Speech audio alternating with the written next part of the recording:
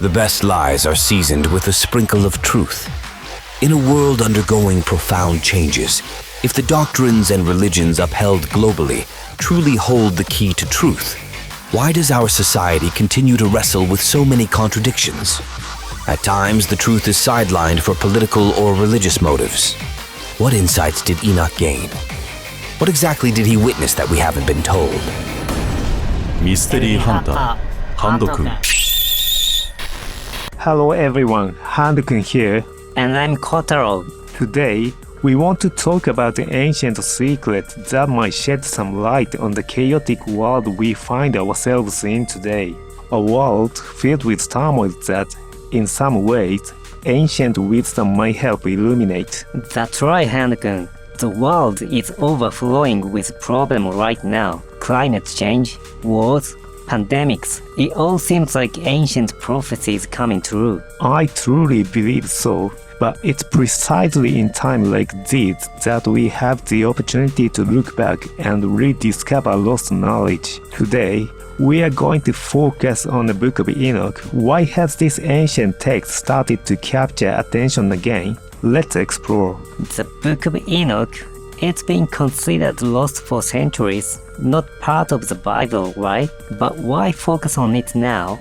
There's more to the Book of Enoch than just a lost document. The content chronicled within it links astonishingly well with the issues we face today. The lessons from the past hold significant meanings for us now. So you were saying the Book of Enoch might hold some clues for modern-day problems? Yes, especially since the Book of Enoch contains prophecies about the future of humanity, messages that might be crucial for us today. We'll unravel why this ancient document was forgotten for so long and why it's now being re-evaluated by people. Sounds intriguing.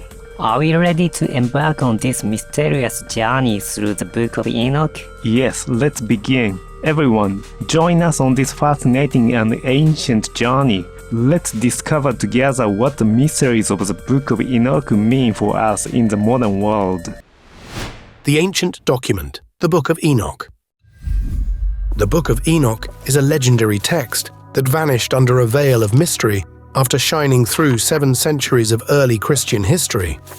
Never republished, it seemed buried in the shadows of history until it was miraculously rediscovered in Ethiopia in a later era. This document is considered to reveal profound truths about the mysteries of creation, truths that were too difficult for the Church at the time to accept, leading to its exclusion from the Bible. Written about events that took place approximately 100 years before the birth and ministry of Jesus Christ, this book includes tales of sensual fallen angels called the Grigori, wild giants known as the Nephilim, a unique cosmology, and revelations that could change the world. Being part of the Apocrypha, it sounds reputable, but in essence, it was deemed fraudulent by the Church. Within many Christian denominations, the book was distanced from the core of faith, not believed to be inspired by divine spirit. However, it contains valuable narratives not touched upon in the Bible. For instance, while the Bible briefly attributes the cause of the Great Flood to human corruption, the Book of Enoch provides detailed accounts of it. Similarly, while the Bible mentions the Nephilim only as giants, the Book of Enoch elaborates on their origins and nature. The original manuscript of this enigmatic Book of Enoch disappeared as the 4th century came to a close. Yet, as if by a twist of fate, a historical moment arose in 1773 in Abyssinia, Ethiopia, where this legendary book was rediscovered. This Book of Enoch, accepted as scripture only by a particular Christian sect in Ethiopia, has now come to the fore, unveiling astonishing revelations long sealed away from the Bible. So it seems that the Book of Enoch reveals details not extensively covered in the Bible, like the reason for the Great Flood and information about the Nephilim. It's fascinating that it contains content that complements the missing narrative details in the Bible, providing a deeper understanding. The existence of sensual fallen angels and fierce giants must have been somewhat inconvenient for the church to detail, right? That might be true. And to unravel the stories that might have been inconvenient for the church, we also need to focus on Enoch himself. Who was he? How did he come to write these revelations? And why were they lost for so long? We'll explore the story behind that. Who really is Enoch? According to the Bible, Enoch was the seventh generation descendant from Adam, known from the story of Adam and Eve, and Noah, famous for the ark, was his great-grandson. Enoch lived a life of steadfast loyalty to God, the Creator, and was also the father of Methuselah, who is said to be the longest-lived person in the Bible, dying at the age of 969. However, what we actually know about Enoch from the Bible is very limited. In the Old Testament, his existence is mentioned only briefly, with little detail provided. The New Testament touches somewhat on his fidelity and deep connection with God, but still does not fully depict his life and achievements. On the other hand, the Book of Enoch contains detailed descriptions of Enoch's experiences and events not found in the Bible. These descriptions complement the biblical narrative, adding depth to the character of Enoch. According to the Book of Enoch, he spent 365 years on earth and was taken to heaven without dying, thanks to his faith and service to God. God loved Enoch so much that he did not want him to experience the suffering of death. Enoch's faith and journey brought him closer to God, and ultimately he was led directly to heaven without leaving this world. Enoch has influenced many traditions within Judaism and Christianity, and he is venerated as a saint in the Catholic and Eastern Orthodox churches. The Book of Enoch details how his efforts enabled future generations, especially Noah, to complete the ark. This valuable document, which provides detailed accounts of Enoch's life and supernatural experiences not available in the Bible, has led to speculations that it might have been considered a part of the Bible in ancient times. I was familiar with Adam and Eve and Noah, but hearing about Enoch is entirely new to me. Enoch isn't as prominently featured in the Bible, which might explain his lower profile. However, from what we've discussed, it's clear he plays a significant role. The idea that the Book of Enoch was once recognized in ancient time and considered a part of the Bible is fascinating. It suggests that at some point in history, it was deliberately excluded. Next, we'll delve into the Dead Sea Scroll, which serves as evidence that the Book of Enoch was once regarded as part of the biblical canon. Scrolls of the Dead Sea. Towards the end of 1946 and the beginning of 1947, young Bedouin shepherds were tending their goats and sheep near the ancient settlement of Qumran, located on the northwestern shore of the Dead Sea. In a playful moment, one of the boys threw a rock into an opening of a cliff, and a large crashing sound of something breaking echoed back. Driven by curiosity, they explored the source of the sound and discovered 7 large clay jars in the cave. Inside these jars were carefully preserved ancient leather and papyrus scrolls. These scrolls were later bought by an antique dealer and eventually came into the hands of scholars. They revealed that the texts dated back approximately 2,000 years, sending shockwaves through the academic world. As news of the discovery spread, many Bedouins and archaeologists began to explore the area, and fragments of tens of thousands of other ancient documents were found in 10 additional caves nearby.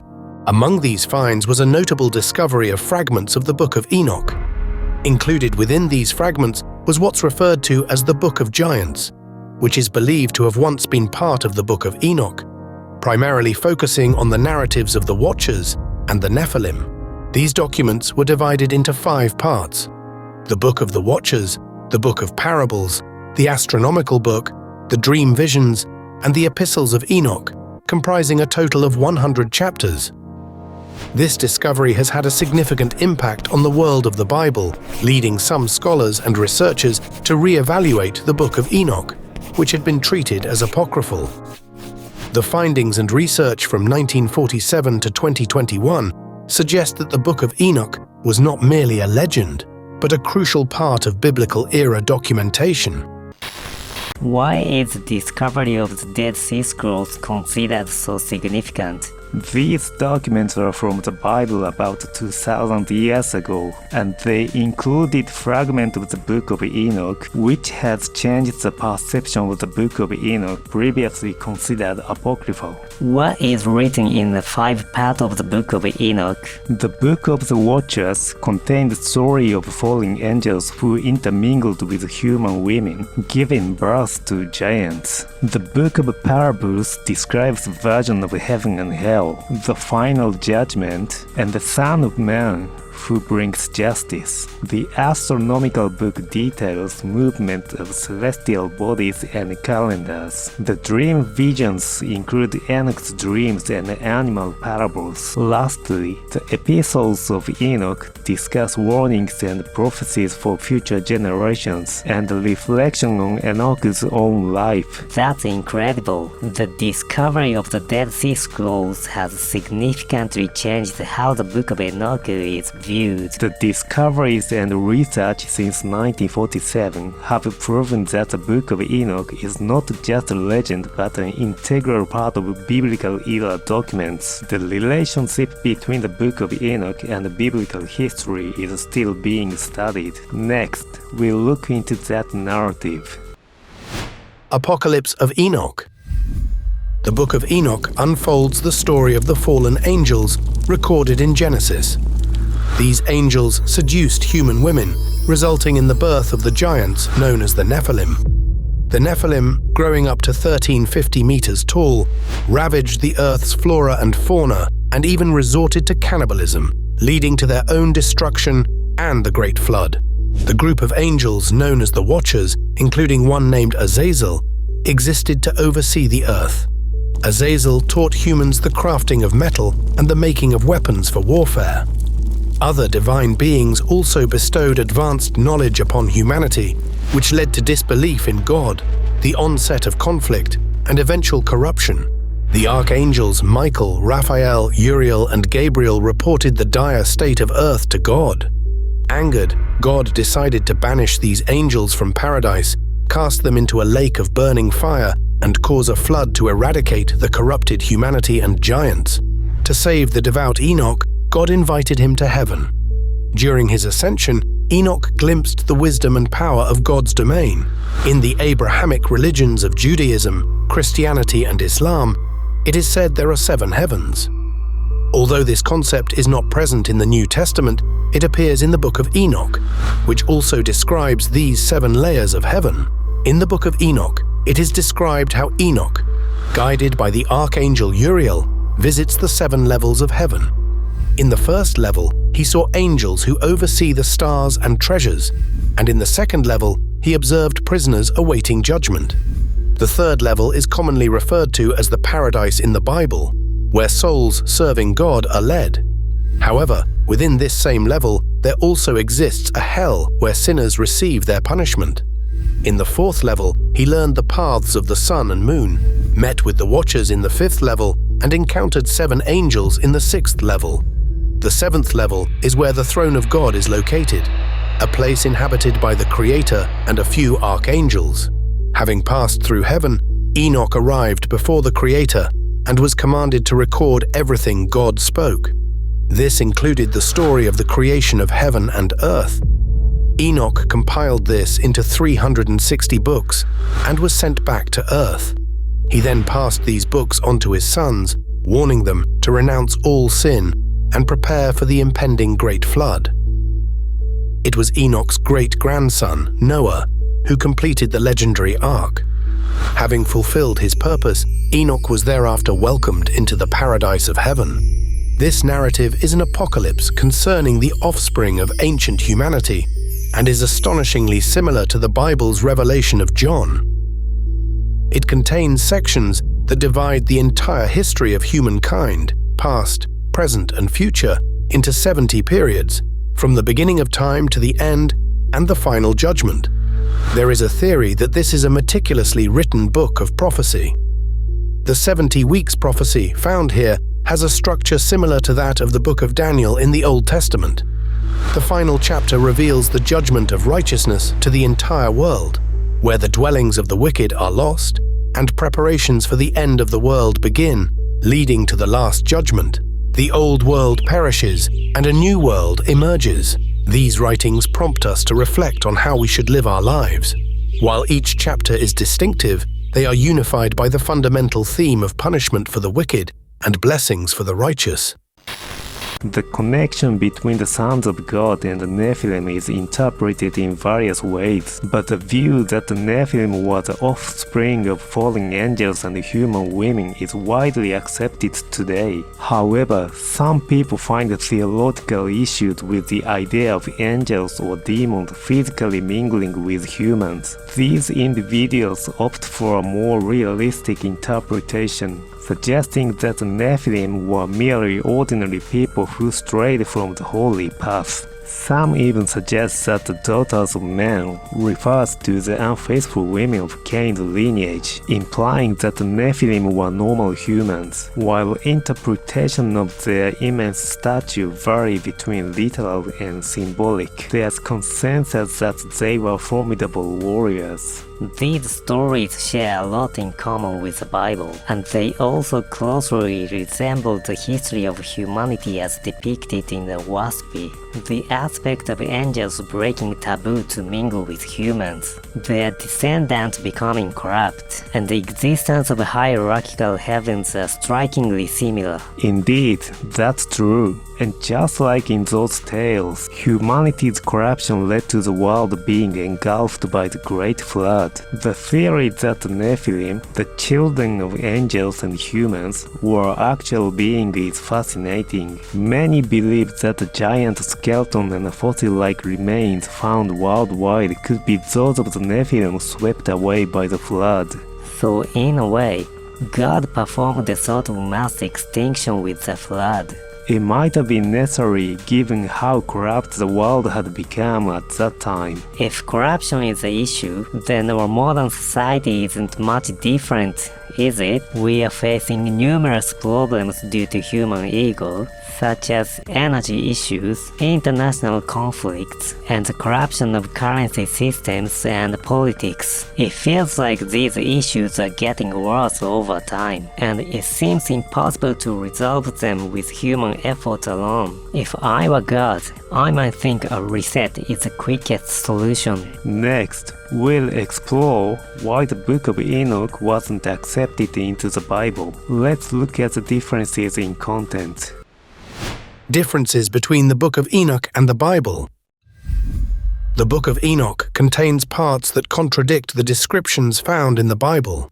According to the Bible, Enoch was taken to heaven long before Noah was born. However, surprisingly, in chapter 10 of the Book of Enoch, Enoch mentions Noah. It is written, "The Most Holy and Great One spoke in front of the archangel Uriel, revealing to Noah, and, in my name, go to Noah and tell him about the impending flood that will engulf and destroy the entire earth."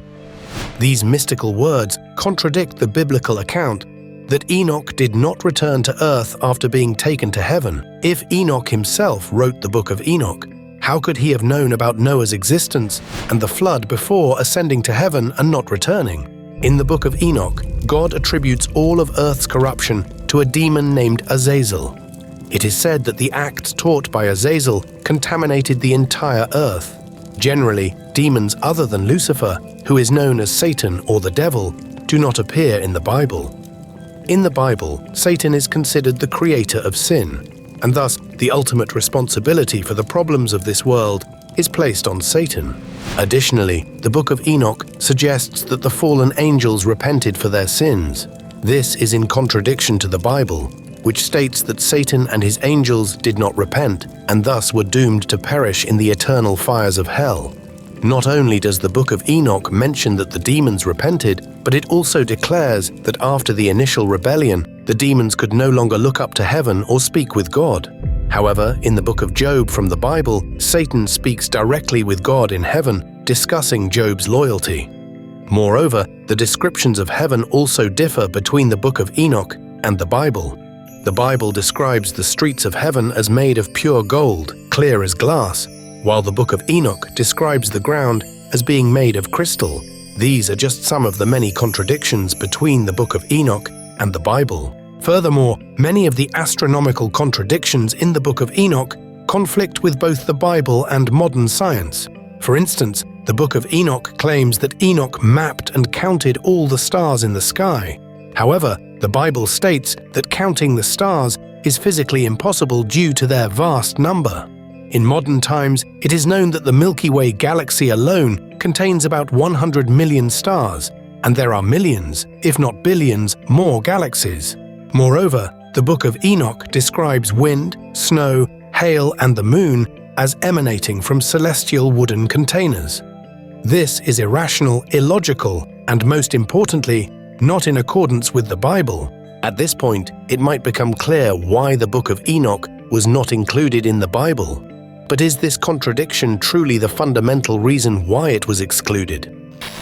So there are quite a few differences from the Bible, huh? Yes, the timing of Enoch's ascent to heaven is a significant one. According to the Bible, Enoch ascended before Noah was born and never returned to earth. There are various other contradictions too, but I wonder if it's right to outright dismiss the Book of Enoch, which contains stories not found in the Bible, as mere fiction. Indeed, ancient texts like these could have been altered from the original versions over time. They've likely been passed down through many generations, both in writing and orally. Additionally, since the Book of Enoch isn't officially recognized by the Bible, there were probably fewer copies preserved, which could lead to imaginative interpretation filling in the gap of lost or unreadable pages. The Dead Sea Scrolls were fragmented too. It would be surprising if missing parts of ancient texts were filled in with creative writing. Or perhaps the scribes who transcribed them took some creative liberties, thinking their version was more interesting, or altered content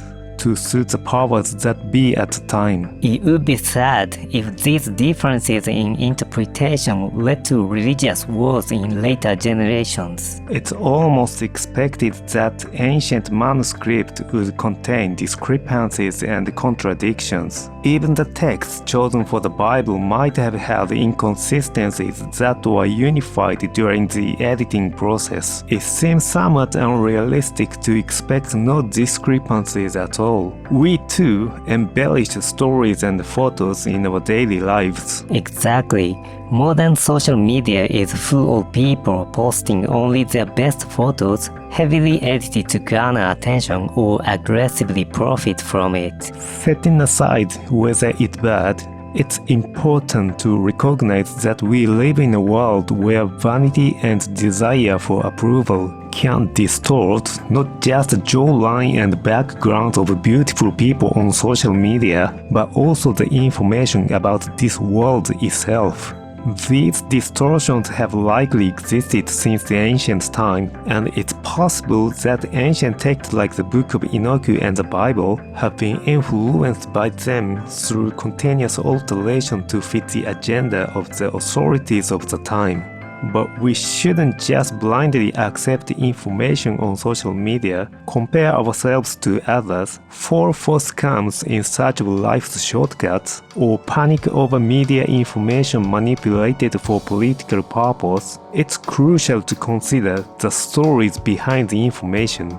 When we hear someone's statement or watch the news on TV, we need to contemplate whether there might be another side to it. This applies to our daily lives as well. If there's someone we dislike, it's worth asking ourselves, why do I dislike this person? Why do they treat me badly? Was this person like this even as a baby? Are they the same at home, in front of someone they love, or even in front of a dying friend? And then, to consider where in my body do I feel irritated? Does this irritation cause stomach pain or make my head hot? How long does it take for it to subside? Observing oneself objectively like this is important. This method not only helps to calm oneself when facing other issues, but also leads to enhanced critical thinking and gaining new perspectives, as this discussion has made me consider. Maybe we need to pay more attention to the Book of Enoch without dismissing it outright as fiction. So that brings us to the end of the first part of our series. I hope even those not very familiar with the Bible could get some insight into Enoch's background. The story of Noah's Ark is well known, but without Enoch, Noah wouldn't have built the ark, and humanity as we know it wouldn't exist. The text itself is abstract, so there are numerous ways to interpret it. And the truth is, we don't really know if events happened exactly as described. The differences between the Book of Enoch and the Bible might just be a matter of interpretation. Exactly.